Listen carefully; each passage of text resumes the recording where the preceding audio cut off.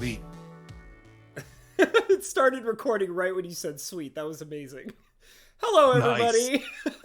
Hello, everybody. Welcome to episode 3 of the Imaginary Boys podcast. We are your two hosts, Mr. Habanero and my good, wonderful friend over here, Mr. Lettuce. Hello, people. We gave you a little taste at the very beginning within the first couple of seconds of what we're up to today, apparently. One of us is being professional. Yeah, that's how we roll, right? No silence over here, huh? Not even within the first couple of seconds of the podcast. We aim to please right from the very beginning. Yep. Got to fill up those ear holes. Absolutely, with all the knowledge of everything that's going on. So should we kind of dive right into it, or do you want to like talk about what's been going on lately, or how you feeling today, my good friend Lettuce? How are you feeling? Oh no, I'm feeling great. This telecommuting thing is suiting me pretty well. Nice. Being all nice and naked over there. Oh, I wouldn't say naked, but I've avoided pants. Okay. I can dig it. I'm in my Jimmy Jams just like always. I'm a Jimmy Jams kind of boy. Nice. Yeah, man. Super comfy. It's like, it's funny talking about this. I don't remember what it was I was looking at. I think I was just like doing a random Google search for something. And they showed like an advertisement for a bunch of like magazine articles and with like different kinds of titles, and they were all like business articles. And one of the things that caught my eye was they showed like a article that was talking about like the future of business after like COVID and everything. And they showed this picture, like this artist rendering of a man who is wearing a business suit, but like the top half is all professional, like black suit, red tie, like looking nice, aiming to please, like totally professional.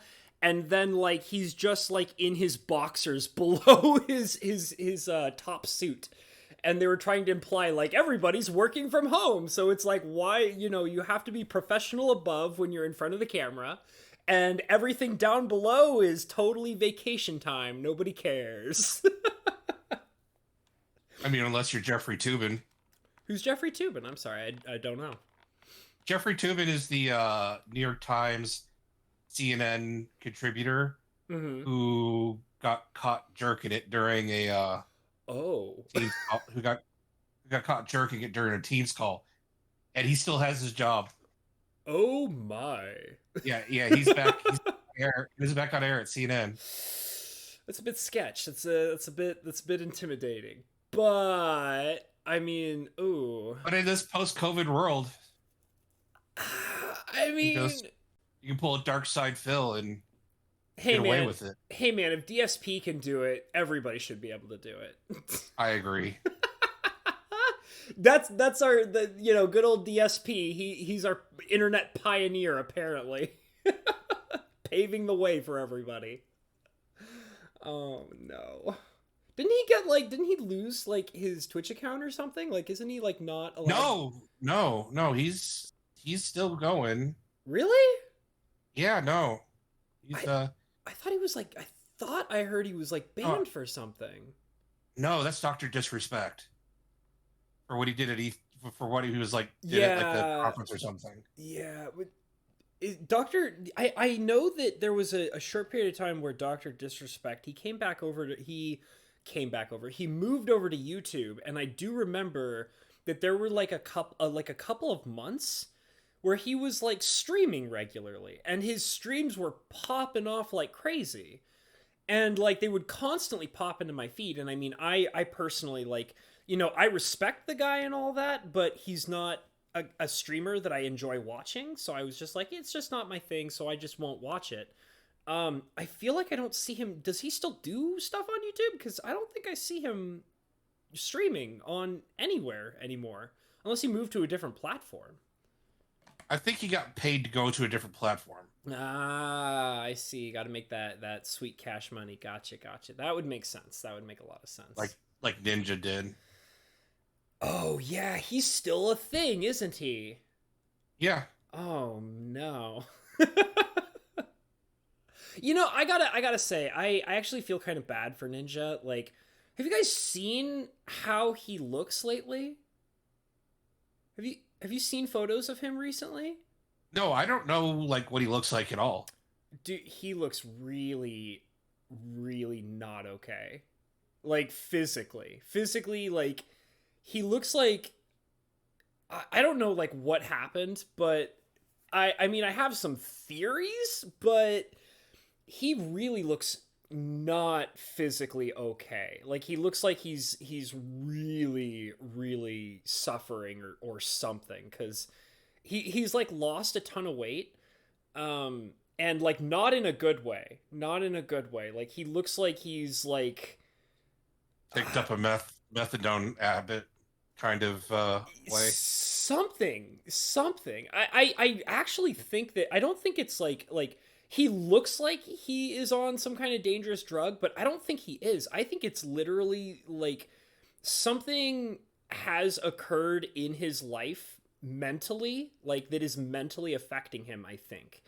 And it's affecting, it's so bad that I think it's affecting him physically. And I feel bad for him. Like, I don't hate the guy, you know, like, I mean, I'm not a fan of his, you know, but like when I see pictures of him, I'm like, man, dude, like, I hope you're doing okay, you know, because like I just, you know, I don't wish bad on anybody, like, you know what I mean, like, especially when they look like that. It's like, dude, like, I hope you're doing okay. You know what? If there was ever a chance in the entire world that Ninja, for whatever weird reason, would be in this podcast listening to what we're saying right now, dude, whatever you're doing in your life, like, I hope you're doing okay. Just take care of yourself. You know, like, do the best you can. Like, and that goes for anybody in general, but like, you know, like, just, I hope that the way that you look is not because you're in some kind of physical danger. You know what I mean? Like, just be careful and take care of yourself, man. Like, you know what I mean? But I don't know. I don't know. I feel like that sometimes when, you know, I think my theory, a lot of it is that I think that the like level of fame and importance and influence that he has acquired is, I almost want to say that I feel like it's overwhelming for him, and maybe that's what's going on, you know, like it's too much or something of that sort. So I don't know, but it's just I just hope he's doing okay. I hope anybody, you know, like any person out there, and I mean especially for like people who are, you know, content creators especially, and you know, influencers or whatever, like, you know, everybody, we're all human beings and we all need to take care of ourselves, and it doesn't matter like what status or level of fame we have in particular. Like, just stay healthy and take care of yourself to the best of your abilities, you know, because just, you know, we're all trying to survive out here. But you know, let's kind of move on from that though. So Okay. yeah. Sorry, I just kind of got caught up in that a little bit because it's just kind of on my mind a little bit.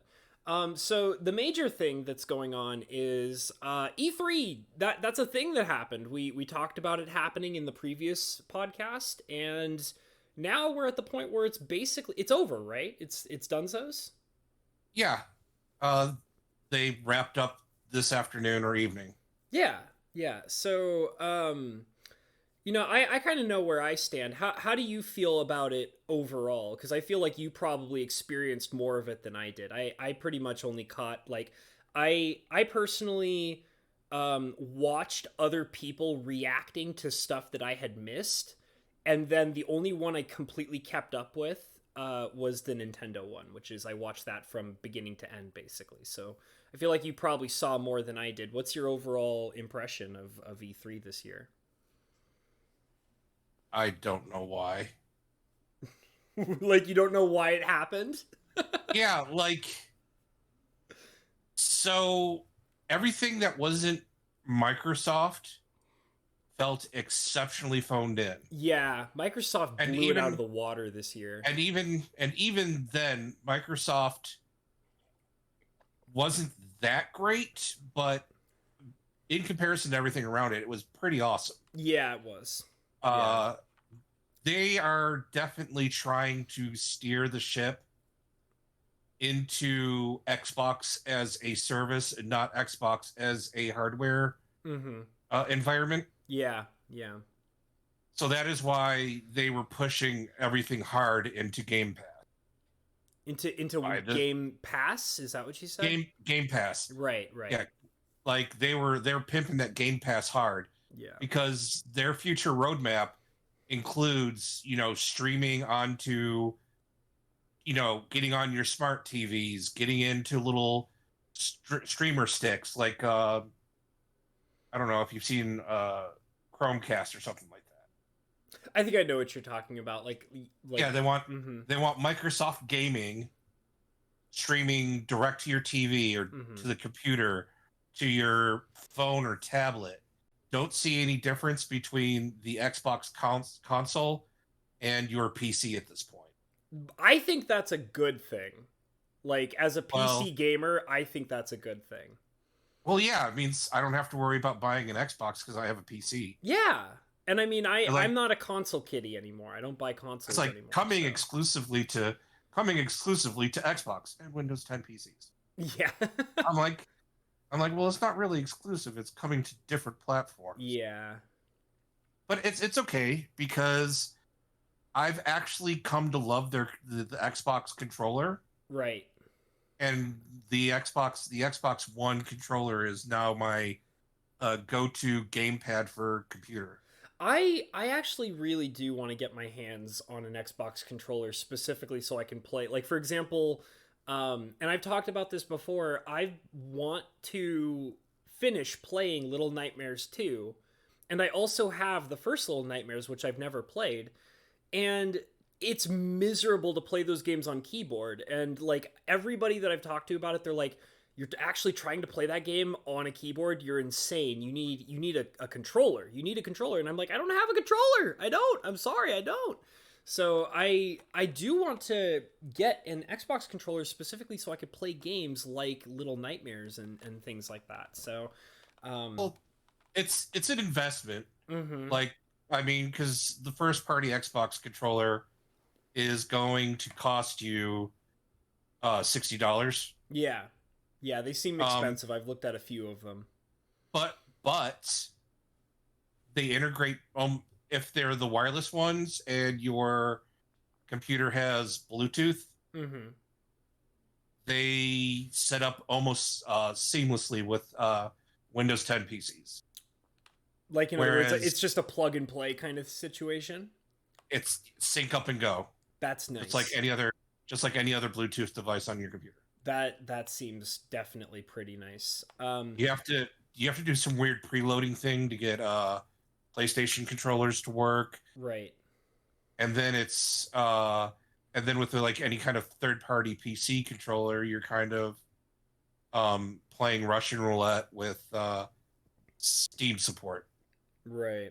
Well, I think the way that I kind of look at it as is if I go out and I buy an Xbox controller. And then if I can play, like, because that'll be like what you said, like $60, right? So if that can play about at least 6 different games that I would play on my channel, then I would consider it like it's paid for itself. Like, at that point, The Xbox controller is fully supported by Steam in every game that supports controllers on Steam. Well, there you go. That is kind of. I mean, I'm going to be a Microsoft shill here, but I mean, that's as far as gamepads for PC, it's about as good as it's going to get as far as support goes. Right. Yeah, the thing is, you can totally be the Microsoft shill. Last podcast, I was apparently the Nintendo shill, so you get to be the Microsoft shill in this episode. We each get our episodes to kind of do that. And the thing is, I'm only shilling for Microsoft because of their controller. Yeah, that's fine. Well, I mean, and the thing is, though, is that, like, it doesn't... The thing that's nice, though, is that, like, there can be a range of games that use, like, if I'm running through Steam, it doesn't necessarily mean that every game is a Microsoft game that would be using, you know, a control pad like through the Xbox controller. Who knows? Maybe I've like Little Nightmares. Is that owned by Microsoft? That probably is, isn't it? Like, right? I think it. I don't know. Well, I'll check on it later. It's not a big deal, but I'm sure that there are like other games that are available on Steam that are probably not necessarily 100% backed by Microsoft, but they're like, yeah, we'll put in, you know, controller compatibility in the game. Or if the game supports controller, if the game has controller support through Steam, the Microsoft Xbox controller is fully supported. Well, there you go. As a controller. Yeah. The PS4 controller, as I said, the install requires a bit of driver preload. Yeah. And then it's touch and go in Steam. Actually, it's gotten better in Steam. I don't think it's touch and go anymore.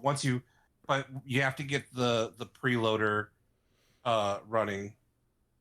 Yeah, before your computer will accept it. I don't really. I'll be totally honest with you, and we were, you know, you and me were talking a little bit through chat earlier about this. I don't really trust Sony with like anything anymore. I really don't. But the DualShock controller is still a fairly good controller. Okay. They haven't changed it since, you know, the PlayStation 2 era. Yeah. But they also have not needed to. Dude, do you remember the banana controller? The thing that never released? Yeah! I wish that was a thing. For the PlayStation 3? I wish that was a thing. That should have been a thing. Just for the memes, man. For the memes. Come on. Well, I mean, it got memed enough without even existing, but... Right. And there was a thought that they were going to bring that in for the PlayStation 5. And the banana. The DualShock that came with the 5 kind of looks like the banana a little bit. Yeah. Man, good times. What was that, like, originally concepted as like PlayStation 4? Wasn't that originally the PlayStation 4 concept? No, the banana was 3. Really? I didn't realize it went that far back. Wow. Yeah, the banana was 3. And I own a PlayStation 3. That thing is basically like a gigantic doorstop that I keep in my... I'm actually staring at my PlayStation 3. It's covered in dust. It hasn't been turned on in a very, very long time. I think the last time I turned it on was literally because there's still some anime that I keep on the hard drive. Remember when PlayStation 3s were, when you could actually put media on them from a USB drive? Remember when they used to let you do that, and then they gave you an update that prevented it from happening ever again? Didn't prevent it completely. Well, I assume you could probably hack it or something like that, but... No, I mean, I have a PlayStation 4, and I could pull media on and off of a flash drive. Really? What? Yeah. There was a whole thing, I swear, because like... Now, whether or not it's able to read the video codec. Okay. Because they've chopped down the number of video codecs that they have installed on the OS. On my old PlayStation 3 Fat Boy, which I have sitting in front of me, I have like some anime loaded on there from years and years ago that I was a big fan of when I was a teen. I was like, this will be immortalized on my PlayStation 3. And sure enough, it's been immortalized. It still sits there. And the worst part is I don't have copies of that anime anywhere else other than that stupid PlayStation 3 hard drive. And it makes me sad because sometimes I want to watch it and I'm like, well, if I want to watch it, I either have to stream it on the website, which is what I usually do, or I have to boot up the old dusty-ass PlayStation 3, hope that it doesn't crash on me, and watch my old favorite animes from when I was a teenager off of it, so... Oh, man. So anyway, back to E3. Yeah, E3. I'm sorry, man. No, it's okay. We get sidetracked here. Yeah, E3. So Microsoft, I think, did a good thing in giving the Halo multiplayer free to play. Dude, Infinite looks great. I can't believe I'm actually saying that, but Infinite looks great. It really does. I'm not much of a shooty boy, but Halo multiplayer is a pretty big value. Yeah, and for that, and free to play multiplayer, mind you. Yeah. Yeah. Like, I mean, I know it has to compete now with the Fortnites and the PUBGs of the world. Yeah, whatever. But Halo free to play multiplayer is pretty sturdy. Yeah, I mean, I'll probably get it on on Steam. I assume it's going to be on Steam or at least on the Microsoft Store, right? It's probably going to require like a Microsoft account logged on to the Xbox Game Pass. We'll see. We'll see how I feel about that when it comes around. But it looks so damn beautiful.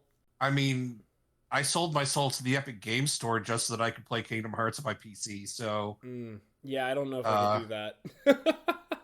So I mean, that's where we're at in this world. Yeah, I mean, yeah. See, that's the thing, because like I get intimidated by the idea of like, oh well, like you need this video game platform, like you need Steam to like play like everything. But then you need Epic Games to play these 2 or 3 games that are really good. Oh, and you also need the Microsoft Game Store to play these 2 or 3 games that are also really good. Oh, and you also need the Bethesda Game Store so that you can play these like 1 or 2 games that are really good. And then you need like this one, and then like, do you even do Humble Bundle, bro? Like, come on, man. Like, just let me have like my Steam.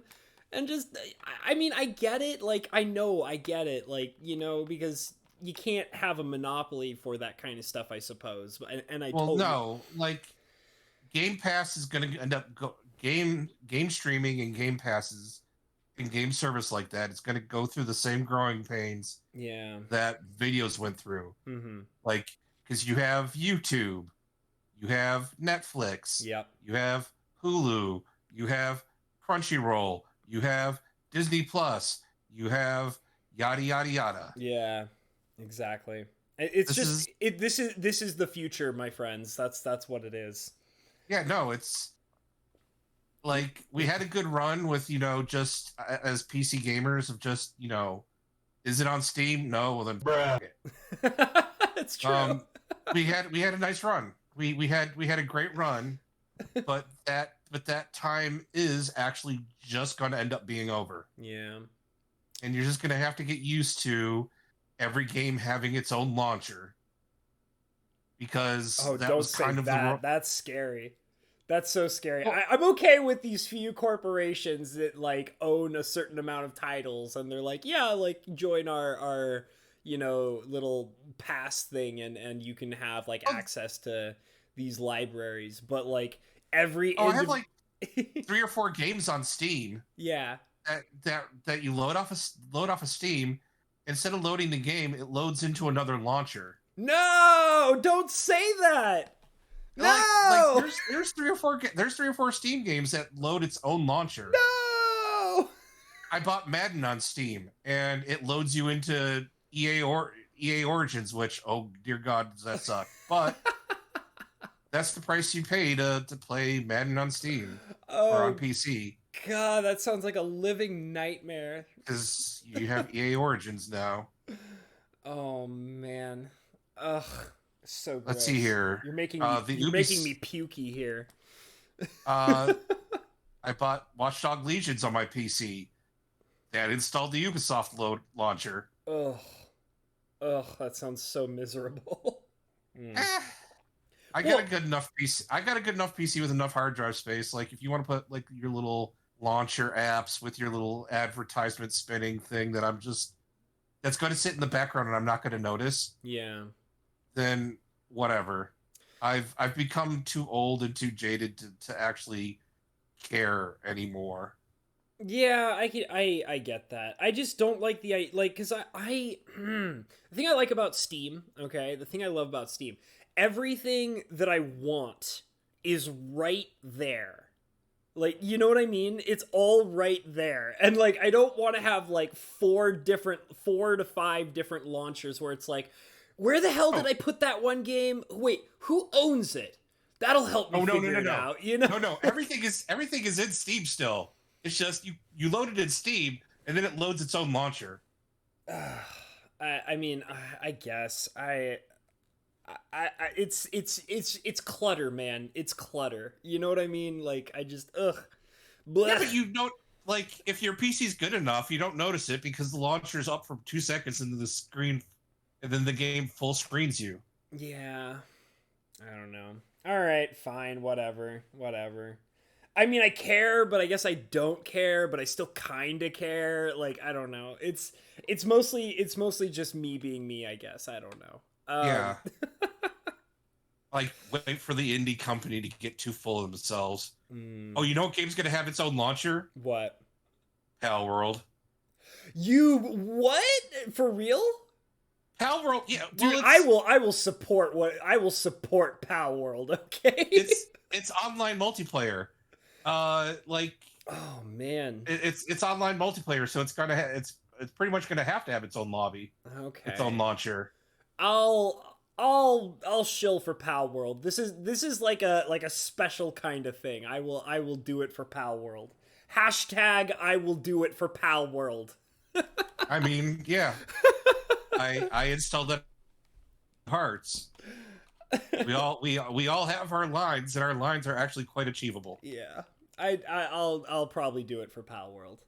Like, it's like, I love Palworld because it feels like it's just gonna be this amazing meme, but at the same time, like, I want to play that game. Like, I'm not gonna lie about it. I want to play Palworld, okay, man? Like, I am officially dedicated to wanting to play that game. Like, I can't get around it. It's too good. It's too good to be true. It's too good to be true. Yeah. Oh man. But anyway, the rest of E3. Yeah. Which, as we called, Palworld wasn't at E3. Yeah, but that's okay. Palworld did its own thing, and I'm totally okay with that. The rest of E3 was pretty much failure to meet expectations. It was a snooze fest. It was a snooze fest for sure. I mean, like, Ubisoft did exactly what Ubisoft was going to do. I was surprised that they were able to show the sequel to Mario and Rabbids. Yeah. Before Nintendo got to show it, but it doesn't matter because it got leaked anyway. Oh, really? I didn't know that it was leaked. Oh, yeah, Mario and Rabbids got leaked by about 8 hours before Ubisoft showed it. Wow, I did not know that. That's crazy. Yeah. Huh. Was it like a hacking situation, or was it just a mistake made by the company? It was a mistake made by Nintendo. Oh, by Nintendo! Wow. Yeah, I think Nintendo accidentally leaked, like, Nintendo of America accidentally leaked it. Oh, that's hilarious. That's pretty funny. I bet. Did they get in serious trouble? Because I feel like Nintendo. Like... No, it's Nintendo's like half published the game. Okay, gotcha. What is Ubisoft going to do? Are they going to yell at the person who lets them put Mario? What I meant was let them put Mario in their silly little rabbit game. No, well, I mean, because like Nintendo America leaked it, right? So I would almost think that maybe Nintendo Japan would have some pretty interesting words to share with Nintendo America. Oh no. Okay, that's okay. Yeah, so, you know, like, here's what I think is, because I mean, I feel like that, you know, we pretty much agree that the majority of E3 was pretty much a snooze fest. But I will say this. So what are your top picks? What did you feel like really, really impressed you? What did you see that you thought that you really liked seeing? The announcement that I think I most liked seeing was the Far Cry 6 trailer. Yeah, they showed off a Far Cry trailer, huh? I forgot about that. Yeah, Far Cry 6. I mean, that scene that they showed, the in-game scene that they showed, is brutal. Mm-hmm. But it's the kind of thing that Far Cry does, right? And then they established like a season pass thing, where it looks like they're recreating Far Cry 3, 4, and 5 in the Far Cry 6 engine. Oh. But you get to play as the villain. Ooh, that sounds really cool. I didn't see that. That sounds really cool. So you get to play as Voss, you get to play as Pagan Min. Huh. and like go through like a little story as you know, pagan men. Right. Oh, I am all about that. You really excited for that, huh? Well, the thing is the Far Cry games, the protagonist is a silent protagonist. Right. Right. So all the good character development went into the villain. The Far Cry villains are by far some of the best video game characters in video games.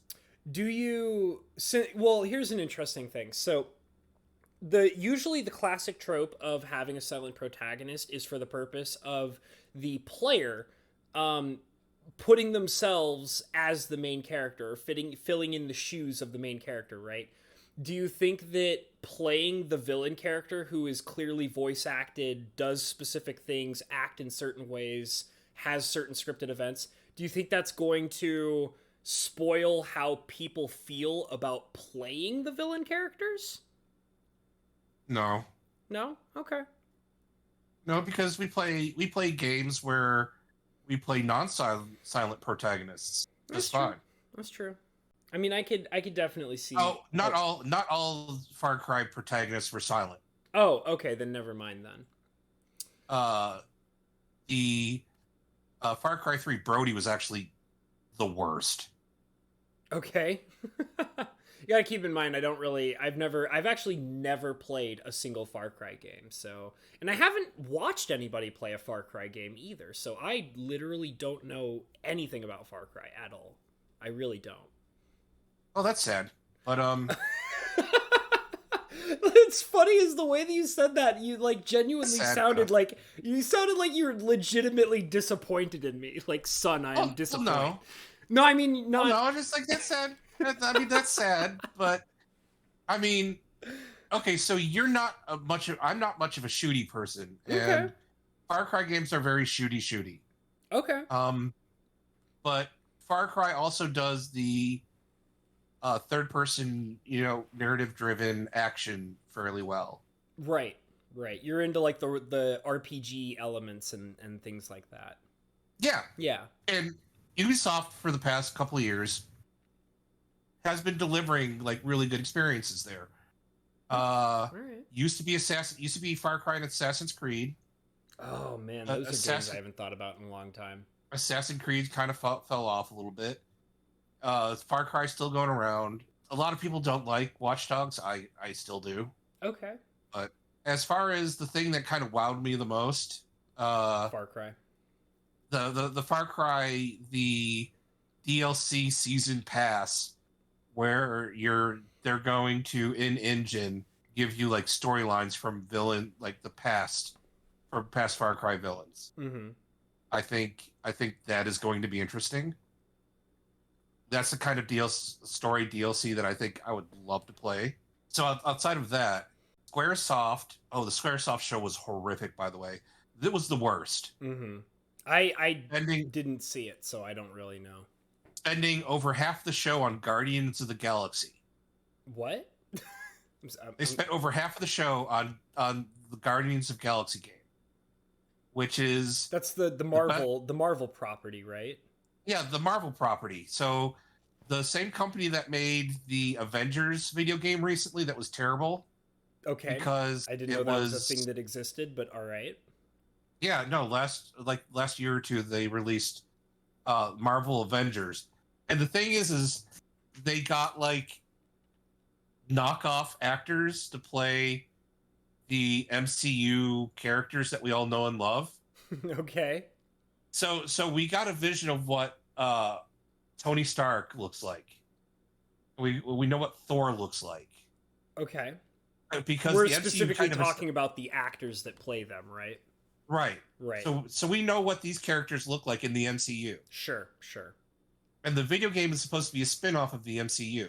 Probably not a good choice, but I'm sure that the characters look nothing like it. So the expectations fell there because you're playing these characters that you know and love from the movies. Right. But they look completely different, and it's so jarring how different they look. Are they doing the thing where they're like, oh, it's definitely like, It's definitely a side story that isn't canon to the MCU, or are they it's a continuation. No. It's a continuation. They went out of their way to be like, this is not the MCU Marvel Avengers. Right. This is not the MCU Avengers. And I'm like, no one would care about your video game if it wasn't for the MCU. Yeah. We know what Thor looks like. Mm-hmm. Thor is supposed to look like Chris Hemsworth, not some crappy voice actor. Okay. Did they model them after the voice actors that played the characters? Yes. No! What are you doing? Stop it! No way. Okay. All right. So that's what happened there. All right. And the game was a mechanism to sell you in-game currency to buy loot costumes boxes and level ups and stuff like that. No, stop it. And it was a terrible kind of money grab, monetization hiccup. Of course, and the game died really, really quickly. Obviously, it did. No. Okay. So now 2 years later, they're like, we're gonna release another Marvel video game, but this time it's going to be completely different. Yeah. So they have the Guardians of the Galaxy. The thing is we know what Star-Lord looks like. Okay. Doesn't look anything like the Star-Lord everybody knows. You couldn't just spend the extra money to get what's his face from the movie to do mocap for you, because I'm pretty sure he would do it. Is the company is the company owned by Disney? Like, is the company designing the game owned by Disney? No. The developers are the Eidos Montreal. Okay, so wouldn't that automatically be the problem of like why they don't have the ability to, put if they wanted to, I'm pretty sure they could go to Marvel Studios and say, hey, we want this video game to be more like the movies that everybody knows and loves. Right. Can you help us, secure Chris Pratt, I believe? Mm-hmm. Yeah, let's have Chris Pratt because we need him for some mocap. Right. I don't know. I feel like there's probably got to be some kind of like complicated, No. You really don't think so?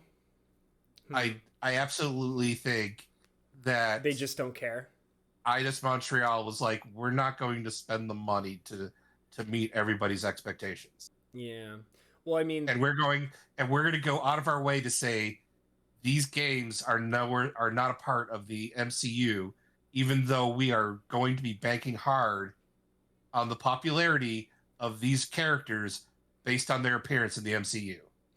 Well, I mean, at that point, it's probably just going to be that, they want to spend as little money as possible to make as much money as possible, as fast as possible. And then a lot of the time when that kind of stuff happens, they usually don't care if it has any longevity in the first place. It's kind of like the idea of you're not selling to a real fan base. What you're selling to the fan base's mothers, fathers, and grandmothers who are going to buy the game as a Christmas present in December, Right. Yeah. So that's what it was. And the thing is Squaresoft, with all these other things that they could have showed, they had 30 minutes. They spent like 20 of it on Guardians of the Galaxy and a long, kind of really terrible looking demo. And then they announced Black Panther story DLC for the Avengers game. So they just went all in on the Marvel then. Yeah. Yeah. So here's what the rest of it was. They showed off Final Fantasy Origins. Okay. In probably one of the most cringiest trailers you have ever seen. I'll have to look it up later. I haven't seen it. Oh, I mean, it looks like an interesting game. Okay. It definitely looks like an interesting game. But the trailer was super cringy. Yeah. It's basically Final Fantasy 1 told as a Souls-like game. Like Dark Souls or Neo. Okay. I can't really picture that in my head because Final Fantasy 1 and Dark Souls are so incredibly vastly just way totally different from one another. I literally cannot imagine. So yeah, all that broody goth, from the brooding goth dystopian eldritch kind of horror stuff. Neo or Dark Souls. Yeah. With that kind of combat, but they're basically going through the file whatever little bit of the Final Fantasy 1 storyline that they could have done. So you have the main character screaming angrily about chaos. Chaos was a dick. Here's the problem. You know. Here's the problem. Uh-huh. If you don't know the Final Fantasy 1 storyline, yeah, you have Kratos yelling. You have somebody who kind of acts like, big burly angry guy like Kratos. Yeah, sure. Yelling about chaos, and it is so cringy. Huh. Okay. I mean, it like, so the thing is like going for that kind of Dark Souls appeal is like, it works for Dark Souls, right? And like the thing is too is like Dark Souls has such a very specific style of gameplay. It's very specific to how that game functions, and it's like my brain can literally not comprehend the idea of taking everything that the first Final Fantasy game was and then being like, oh yeah, we're gonna like make it like Dark Souls. And it's like, I don't, like, my brain hurts trying to imagine what that would look like. Like, I can't, like, I can't fathom that. Like, I can't. Turn Final Fantasy 1 into an action RPG. Stop it. I can't, stop saying that. I can't imagine it. It's what they did with Final Fantasy 7 Remake.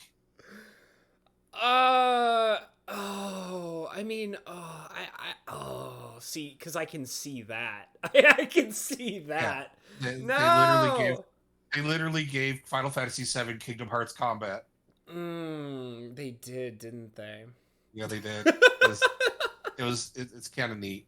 But they also announced that they are, and this is coming just to Steam and mobile, right?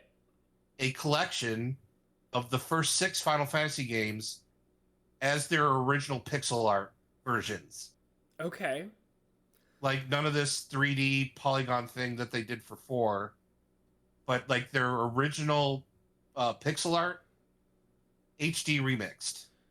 So you're getting like an HD remaster, probably the same versions that they've released for most of those games. Well, okay, so for the majority of those, I would say, like, I don't care. Like, that sounds really lame and uninteresting. But the one thing I will say is that I wouldn't mind replaying Final Fantasy VI. That's a game I kind of miss a little bit. Like, the original.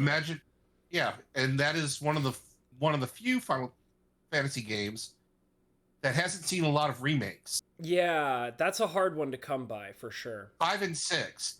It's getting, like, the full 1080p new pixel art rendition for everything. You know what I would love to see is, and I've noticed that there's a couple of games that have been slowly following this path, and I highly encourage it, and I want to see more of it. I would love to see Final Fantasy VI remade to look like Octopath Traveler. That's what I want to see. Have you seen Octopath Traveler?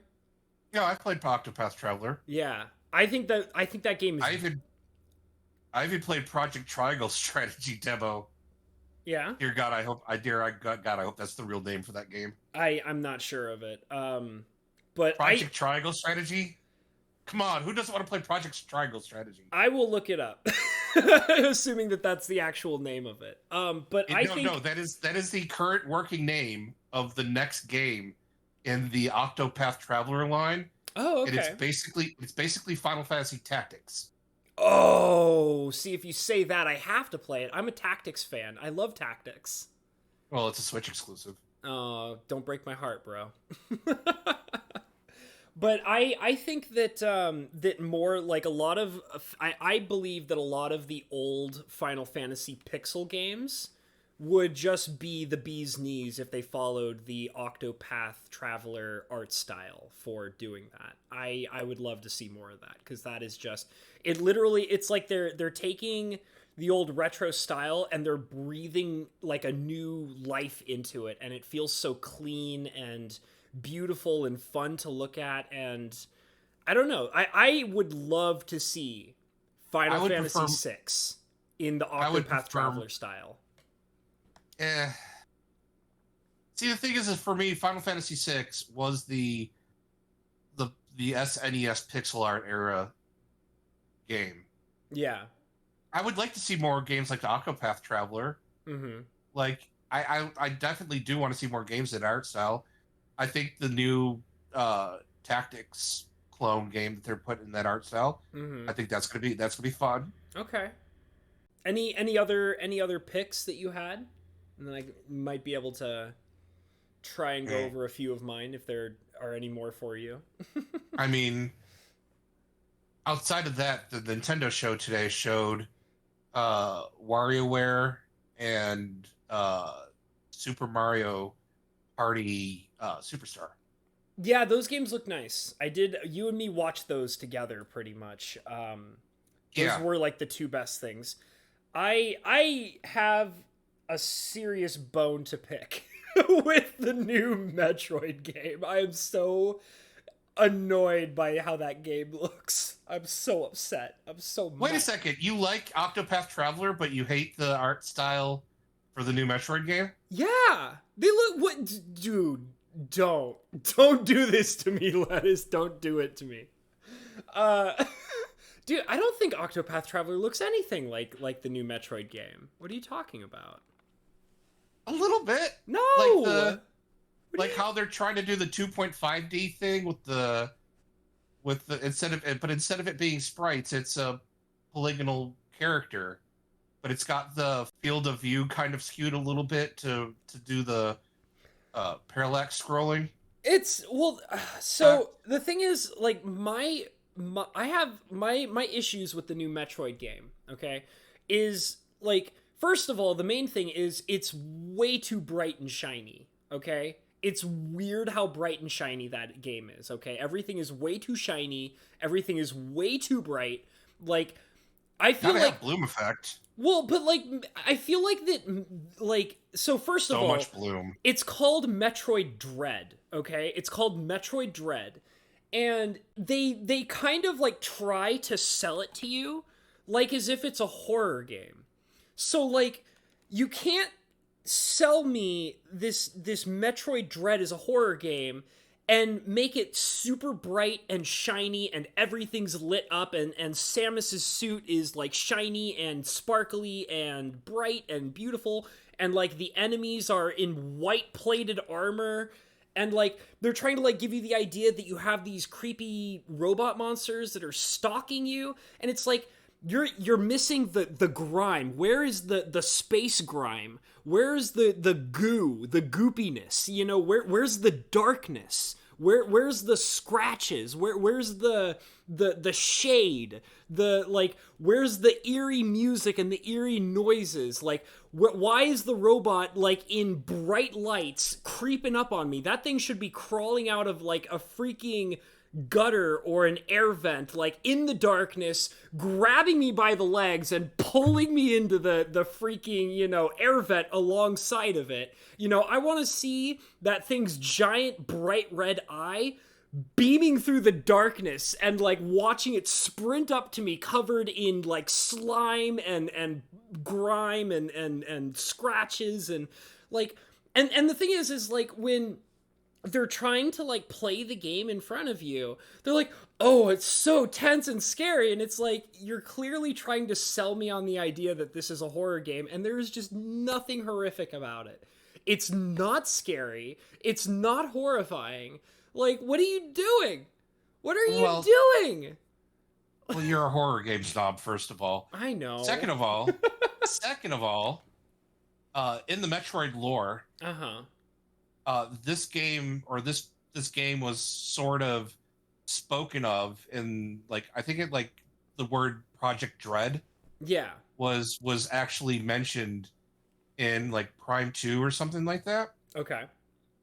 So this game actually does have anchor in existing Metroid lore. So if this isn't a dirty, unsettled land or world, right? If this is a planet that the Federation had a base on, that something went awry, then it wouldn't be as grimy, wouldn't be as gooey. But I think they had goo. I didn't see it. Look at those water effects. Dude, those water physics were terrible, man. The water moved like it was fucking sentient.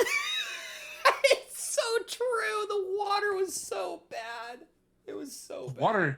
The water dabbed on you. Oh man. It made me like, here's the thing, like, cuz the majority of the Nintendo stuff, like, it was either pretty good or it was like okay or boring. But man, I'm sorry, that Metroid game got me so triggered. I was so angry about it. But I mean, I just don't think that, like, cuz like, so when you go back into like the older... game wasn't for you. That game absolutely was not for you. Yeah, but I feel like one of the things that I really hated about it, though, was the fact that they kept trying to sell it like it's a horror game. Like, if they were just like, no, it's just an action adventure. Like, if they went all in on the action adventure and they were like, look at how cool these guns are, and like, look at how badass you can be against this enemy, and it's gonna try to stalk you, but you're so much better than it, or like, they kept trying to like sell it to me like as if I'm about to have a horrifying experience. And I was... Okay. Mm-hmm. So the game didn't have enough jump scares for you. It's not even jump scares. It was just not like... I just didn't feel like that the bad guy was this like scary threat that they kept making it out to be. It was like they were trying to like... And I told you this before when you and me were chatting about it while watching it. It was like it was like as if they came up with the idea of, we want to sell you a horror game, but we don't want it to be scary. That's like... Yeah, it's Metroid. Metroid was never supposed to be scary. It's supposed to have tense moments. Yeah. Well, it's just that, because like, I don't know, I feel like some of the older Metroid games were grimier, you know? But I mean, I guess if you're like going with the idea that it's like, no, this is like a, established planet where, a Federation planet, so it's not grimy or gross like the other ones are. I mean, I guess, but... Yeah, this wasn't a native alien planet. This was a Federation planet where something went awry, probably with those lattice-looking robots. Yeah. I don't know. It just... That game got me all kinds of triggered. I mean, it probably shouldn't have, but, That game exists because they're still trying to figure out how to make Metroid Prime 4. Ah, okay. This was the game that they gave to Metroid fans to hold them over. Well, to hold them over. Yeah, I could see that. And it's getting its own like October. It's like late October, early November release. Right. That was Nintendo. This is Nintendo's big release because they apparently don't actually have the Switch Pro ready to reveal. Mm-hmm. And probably because chip shortages, they don't feel like they can make enough. Or they don't necessarily have to release a new Switch this year. Mm-hmm. But we could talk about Breath of the Wild 2. That's true. They did officially announce that is something that they're working on. They're not releasing it. They're working on it, and they did show. No, they finally gave us a year. Oh, they did? I didn't notice that. Yeah. 2 years ago, they were like in development. Okay. And then it radio silence for 2 years. Interesting. We get the trailer this year. The scope of the game exploded very visibly. A game that was supposed to be kind of a story continuation of Breath of the Wild 1. Right. With just like some more dungeons and narrative, mm-hmm. which is what the ending of Breath of the Wild needed. It needed an explanation. And we're like, okay, so they're just going to use Breath of the Wild. They're going to throw some dungeons. They're going to throw some dungeons at us, and kind of make a quick turnaround game while they work on the next big Zelda. Right. Then we don't hear anything for 2 years. Then we get the trailer this year, and they announce a drop date of 2022. Mm-hmm. Right. That's going to be holiday 2022. Yeah, that's going to be a while. It's going to be. We're going to hear about the next Switch release. The next Switch. They're going to start talking about that early next year. So is the new Switch a confirmed thing, or are we just speculating? There's enough heft behind those rumors to where it's pretty much confirmed, and Nintendo's entering the 6th year. Will be entering the 6th year of the Switch. Gotcha. I believe this is year 5. Okay. So they're ending the normal cycle of the Switch. Mm-hmm. They're coming up to the end of that. I think they jumped the scope on Breath of the Wild 2 in order to push it back and make it a release game for the next console. Okay. So, like, do you think they're still developing it, or do you think they're just waiting? Oh no, they're developing it. Okay. They're just making it an HD version. They're basically making it another Breath of the Wild, and they are hopefully going to fix some of the issues where there's a lot of parts are very barren. Mm-hmm. Mm-hmm. And I had a discussion with somebody like that on Facebook today. I was like, I think Stealth got pushed back so that it could be a release title for the next Switch. Right. Because if you are dropping hardware, you're going to want a title like Breath of the Wild, kind of like you had Breath of the Wild for the Switch. Yeah, you got to have it sell the console, right? Right. You got to have that there. Mm-hmm. And maybe if the new Switch has more than 4 gigs of RAM on it, maybe, just maybe. maybe just maybe, if they are expanding the map, to do, underground and sky worlds. Yeah, they did talk about how flying is going to be a major thing in the new one. They're like, building floating islands and things like that. Right. So if they are tripling the map size, they are going to need 12 gigs of RAM in their new system if they're going to populate it with any kind of reasonable number of NPCs and monster AI. Right. The Switch as it stands just cannot handle it. As I said, Breath of the Wild had issues.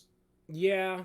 Because it was a touch ambitious. Mm-hmm. Just pushing it a little too far. I could see that. Yeah. But I was also kind of disappointed that all we're getting for the 35th anniversary for Legend of Zelda is a remake of Skyward Sword and a bloody Game & Watch. Yeah, that Game & Watch thing, that felt like a slap in the face, man. Like, I actually laughed really hard when they were showing that off. I was like, yeah, he's like showing this off. He's like, oh man. yeah, come on. He's like, and the thing is like they tucked it in. Because I saw the discourse on Twitter, and no one like they tucked it in, and no one caught it. But he literally said, "We have no campaigns or no other Switch games in planning. So here's this Game & Watch. Enjoy our anniversary." I thought that was so funny. Like, it is really pathetic when Nintendo is getting outshone by Bandai Namco. Because Super Monkey Ball is getting a new game, as a whole new game for its 20th anniversary. Oh man. Super Monkey Ball. It's the 35th. It's the 35th anniversary for Legend of Zelda, right? Isn't that what it is? Yeah. Mario's 35 was last year. And what they have to show for it is a Game & Watch. is a Game & Watch. Oh, and a Skyward Sword HD remake. I think like Skyward Sword is like one of the worst Legend of Zelda games I've ever seen. I don't know why. No, it is. It is. They could have literally re-released Wind Waker, like take the Wii U, the Wii U port, put it on the Switch. People probably would have been happier. And charged me full price for it. And I would have been like, "That's a celebration." Yeah.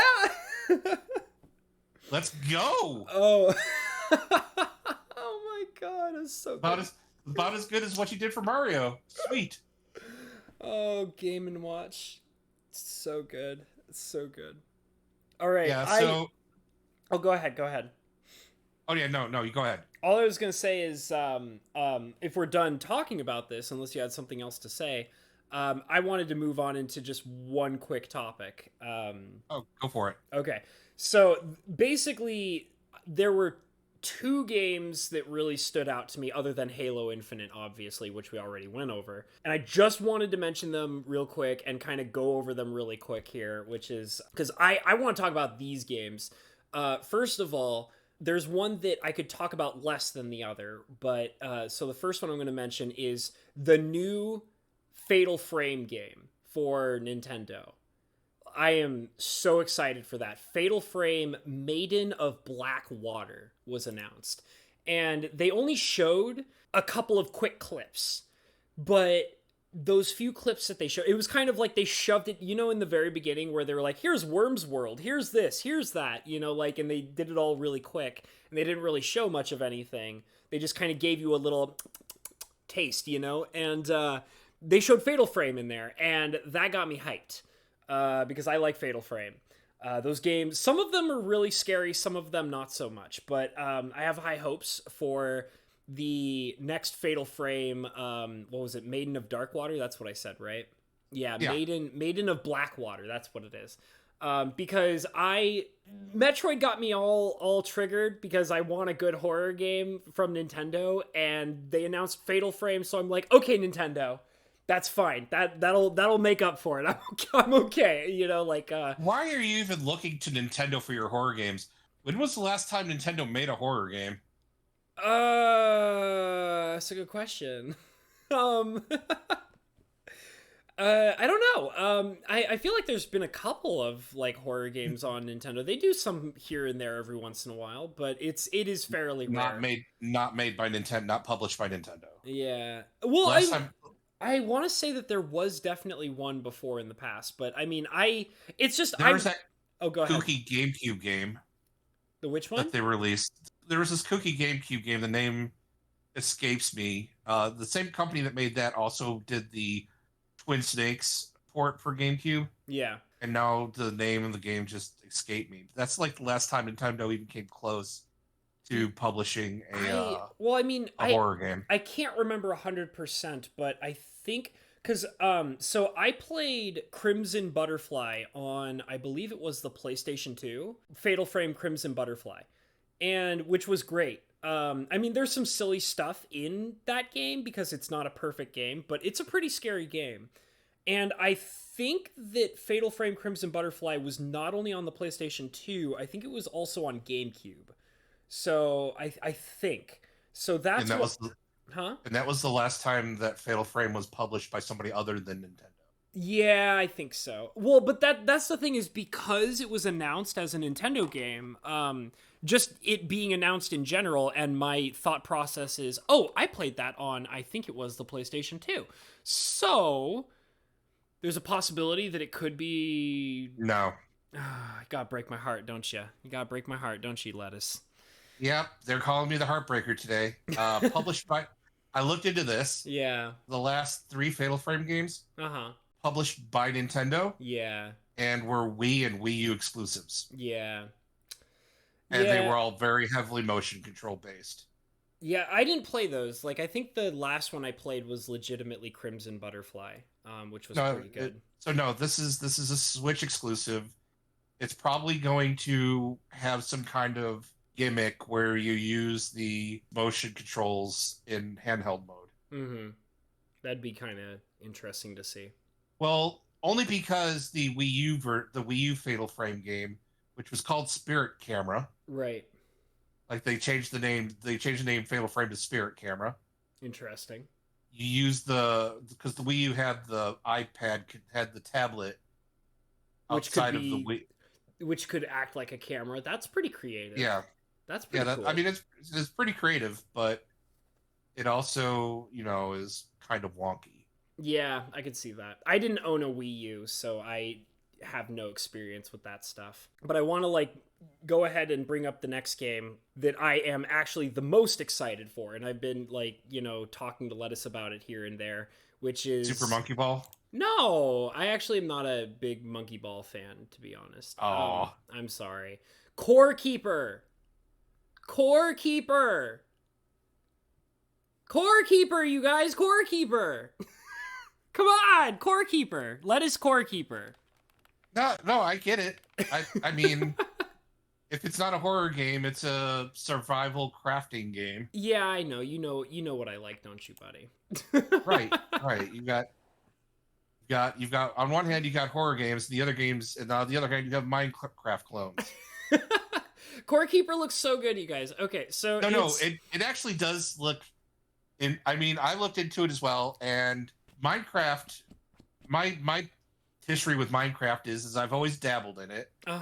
It's an interesting concept, but without like a real narrative, a driving force. Yeah, like a real goal or driving force. You're looking for that RPG story, aren't you, buddy? I'm looking for a story or just some kind of like I'll go in there, I'll fiddle with it, I'll start a world, I will set up a camp, and then I'll be like, I want to do this, and then I'll spend a day doing that, and then it'll be done, and then I'm like, well, that was fun, and then I'll not log into Minecraft for like months. Yeah, I actually am kind of in an off period right now with Minecraft. I tried getting onto it to try the new Caves and Cliffs update 1.17, and it's cool, but I haven't had the motivation to actually build anything. It's kind of rough, so I might be not necessarily playing too much Minecraft right now, but this Core Keeper game looks really, really interesting to me. I like the idea. It seems like it primarily occurs, like you play most of it in what looks like inside of an actual cave for the majority of it. I'm kind of looking at some pictures right now. It's got, the classic Minecraft style where, you have your inventory, you're collecting items, you're building things, you're building bases, you have armor, you build farms. It looks like it's designed to be primarily multiplayer, so you play with a bunch of other people. It says here, explore an endless cavern of creatures, relics, and resources in a mining sandbox adventure for 1 to 8 players. Mine, build, fight, craft, and farm to unravel the mystery of the ancient core. So it sounds like that it is designed to tell a specific kind of story, like, because apparently you're trying to like take care of this core thing and feed it and take care of it, and there's a whole story about what's going on with that. But also on top of that, it does just seem like also that you can just kind of play it in a survival style where you can build whatever you want and do whatever you want.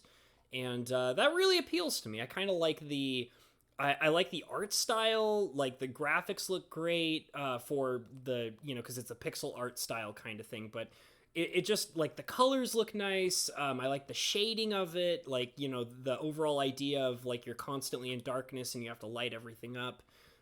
It just looks good to me. Like, it's honestly the main game that I have seen throughout this entire E3 that I'm like, and it's on Steam. It's going to be a Steam game. So, like, when I saw that, I was like, well, that's definitely a game that I will 100% dive into, no questions asked. Nothing holding me back whatsoever. So, that's my major pick for E3 this year, Core Keeper. I saw it. Yeah. And, I was like, well, I saw it, I was like, well, this is Terraria, this is Rust, this is Subnautica. Yeah. And those were pretty good, and those were okay games. It's just, I don't have a lot of time to sit down and really dredge through something like that. That's okay, man. So, like, those kind of games, like, I like them. I just never have the time to, like, get a good, satisfying session going. Right. That is always my problem with playing those kind of games. Is like, I'll sit down and then I'll be like, okay, what can I do now? The games are time sinks. That's the thing. Right. Like with Minecraft style, builder survival games, is they're time sinks. Like the idea is like, hey, do you have like a day to waste? Here you go. Like, Yeah. And I don't. Yeah. Like if I can't feel satisfied with like 3 hours into like sinking 3 hours into it, then I don't know if I can. Yeah, I totally get that. And I mean, that's kind of one of the issues that I've been running into with Minecraft recently. Because I've been streaming more and editing more than editing videos more than I have ever before. And also I have my job to keep up with as well. And it's making it a lot more difficult for me to play Minecraft as well as stay focused on it. So even though I say Core Keeper is my major pick for E3 this year, I will buy it. Like, I will get my hands on that and Palworld. But I will get my hands on Core Keeper, and based on what I see, we'll see how deep I can dive into it, because I'm not 100% sure considering how I've been managing my time lately. There is one last thing that just popped into my mind that I totally forgot about. I totally forgot about it until literally just now. Did you see the trailer for the next Outer Worlds game? Yeah. Yeah. That was funny. Yes, it was. They're like, hey, we're making this game. We don't have anything to show you. Yeah. But it's in development is basically what the trailer was. It was like kind of joking on a lot of the like way too early release announcement trailers. Yeah. And I appreciated that candid humor. Yeah. Well, I mean, part of it too is it wouldn't surprise me at all if, you know, one of the larger corporate figures came to them and they were like, hey guys, we know you're working on Outer Worlds 2 and we need something to announce. Can you just like make some we know that you don't have anything to actually show us, but can you make a trailer so that people know that this game exists and it's being worked on? Oh yeah, we got a trailer for you. we can give you a trailer. So the corporate company that you're talking about is Microsoft, because Microsoft bought Obsidian as well. Yeah, yes. Yeah. So Microsoft is like, hey, Obsidian, you're working on all these different things. Do you have anything you want to show us? Well, we have this joke trailer for Outer Worlds 2. Yep. And you're like, yeah, do it. Like, just give us. Yeah, so I just like the fact of, I mean, and here's the problem though, is because you and me have actually talked about Outer Worlds a couple times, and it's hard for me to get into. It's hard for me to get into, and I mean, I like it for what it is, but I just can't seem to truly deep dive into it. But for some reason, despite that, I do like having the knowledge that the second game is in development, you know? And I like Obsidian. I think they're a really good gaming company, and they try their best with what they work with and what they do and what they have access to. So I like to see them kind of do more and work on more things, and I'm glad to know that Outer Worlds is something that's working really well for them, and they're continuing on into the next game, despite the fact that I have not deeply played into the first game, first of all. So I probably should find a way to get deeper into that. But Bethesda is making Space Skyrim for Microsoft, and Obsidian is making Space Fallout 2 for Microsoft. All is right in the world. The proper successor to Fallout. All right. Well, here's the thing. We definitely need to wrap this up, but this was a good time. I'm glad we got to talk about E3 and talk about all the games we don't care about and all the games that we do genuinely care about. So Palworld, Game of the Year 2020. Yeah, seriously. Honestly, Palworld is still, in my opinion, probably the best thing I've seen so far. Absolutely. So looking forward to that one, no doubt about it in the slightest. But yeah, this was a good time. So any last minute thoughts that you have about that you want to mention about E3 or anything like that? They should let it die. Yeah, they should. They really should. We don't need it anymore. Just go ahead and do your own thing. We don't need E3 anymore. It's kind of sad that they keep letting it. You know what? In fact, actually, I was going to ask you for a title, but I think that's what we should call it. Is the title of this episode should just be "Let E3 Die." Yeah. Yeah, let E3 die. Just let it lie in the grave. Throw some dirt on top of it and leave it be, and don't come back. Or at the very least, like, don't give Squaresoft any more bright ideas. Because half the time on Guardian of the Galaxy, on the worst paced demo ever. Yeah. It doesn't look good. Yeah. And they completely ignored the fact that apparently Final Fantasy 16 is also a 2022 game. Oh, and it was Final Fantasy 16 is supposed to be coming out in about a year and a half. I kind of stopped keeping up with Final Fantasy after, like, what was it, 13, because I thought 13 was terrible. So 13 was horrible, but yeah, I hated that. But like no mention of 16. Cringe trailer for Origins. Yeah. But the demo released today on PlayStation 5. For and 16? A lot of people PlayStation Final Fantasy Origin. Oh, okay. I was like, wait, what? The demo for Origins released, because that game's coming out this year. Yeah. The demo kind of redeemed itself. Okay. But yeah, Square really needs to stop doing what they did. Yeah. Doing what they did this weekend. Yeah. Just give it up. Just give it up. So yeah, let E3 die, guys. Come on, give us a break. Let it die. Just die a little bit. Just die a little bit. All right, so we do have to wrap this up. Is there anything you want to plug at all, buddy? Anything at all? Don't say your mom. Don't say your mom. Don't say your mom. Okay. Thank you. I will plug in my own way then. So. So if you're not already subscribed to the channel, please subscribe. It greatly helps us out. My wonderful channel, Mr. Habanero, which is where we post all the podcasts. Go ahead and leave a comment down below telling me what you guys think of E3. Did you guys find it entertaining? Was it boring? Do you think it should just die? Do you think it should go on forever? Let us know down below. That'd be greatly appreciated. Go ahead and hit that notification bell so that way you can know whenever we're going to go live or whenever we're doing more podcasts or making videos, whatever it is we're doing. Hitting that notification bell is the best way to know when we're doing things. And on top of that, go ahead and give us a thumbs up if you really enjoyed this and you want to see more like it. That'd be greatly appreciated.